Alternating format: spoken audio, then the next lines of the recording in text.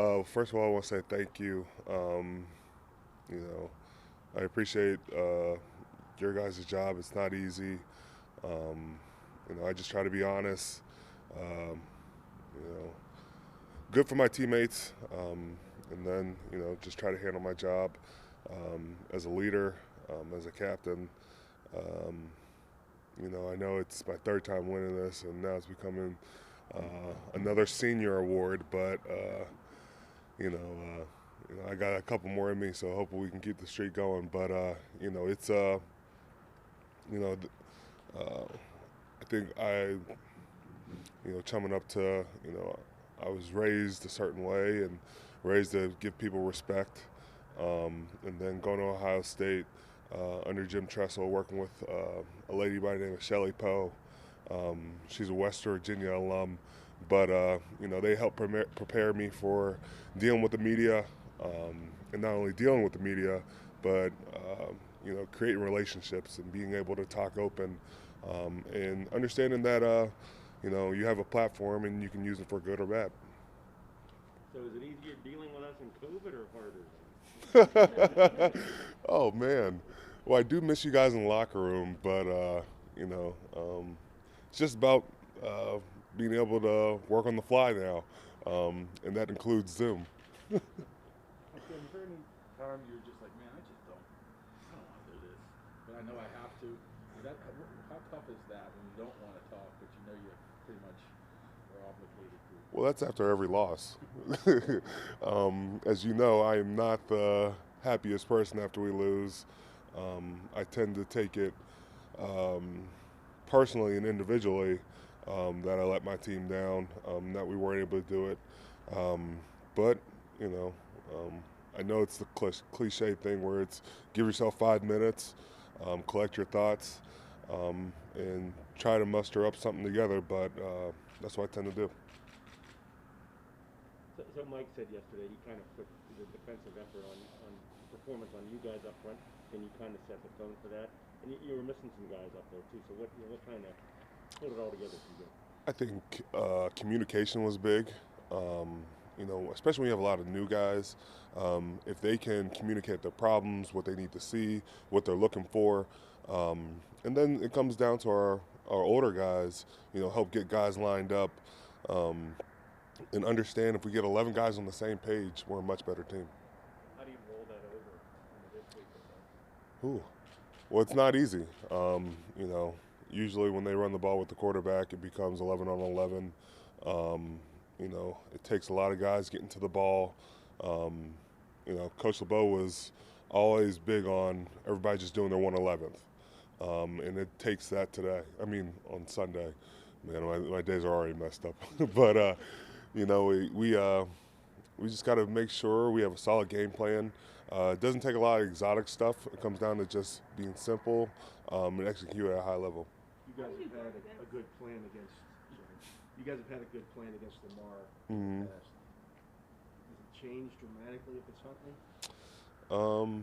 The past is a pass. I don't like to say one performance is indicative of the next, but definitely mobility is a big thing. He's not Lamar Jackson, but he's still very mobile. He had one play in the Cleveland game where I think he made like 8 or 9 guys miss.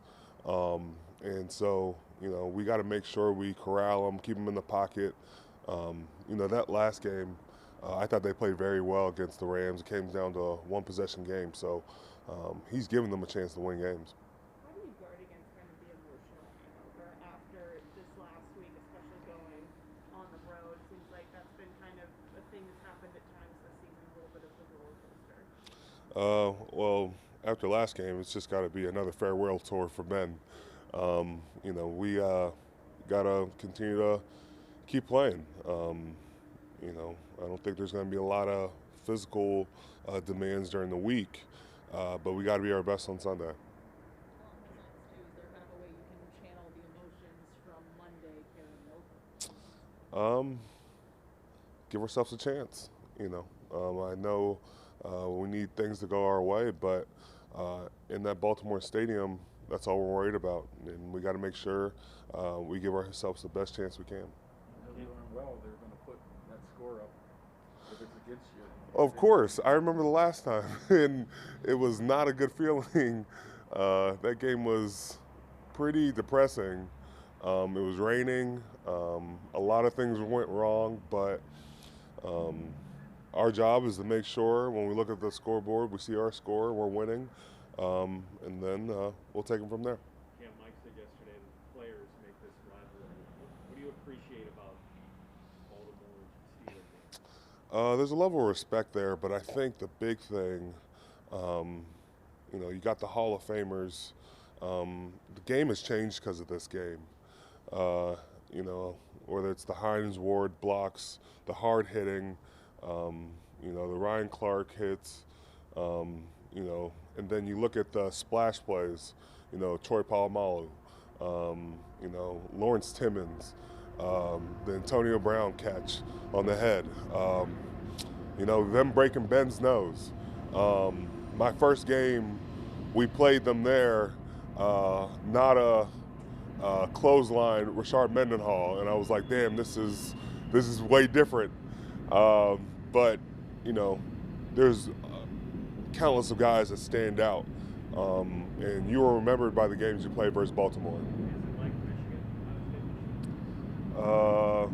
Yeah, I guess you could say that. They're usually around Thanksgiving for the most part, and everybody's usually watching that game. TJ, I know in the flow of the game you can't really sit back and appreciate what he's doing, but when you watch tape, are there times when TJ makes a play, gets a sack, and you're just like, holy cow, like I can't, are there things that kind of make you sit back and go, wow, I can't believe he did that? I don't really go wow, because I understand the preparation he puts in. I understand,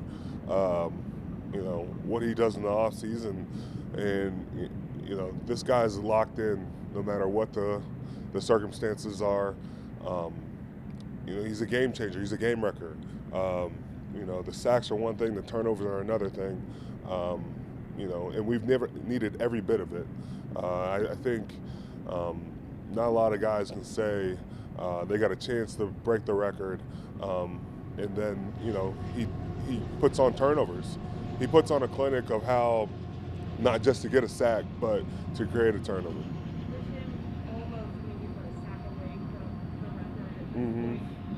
I know it's hard to look at a guy and be like, yeah, you could break the sack record, but when you see the way he prepares, does that seem like an attainable thing when you're in the preseason? It's always attainable when you got a guy who works as hard as he does. It's not me being boastful or me just saying, he could do it, but TJ puts in the work and he's rewarded because of it.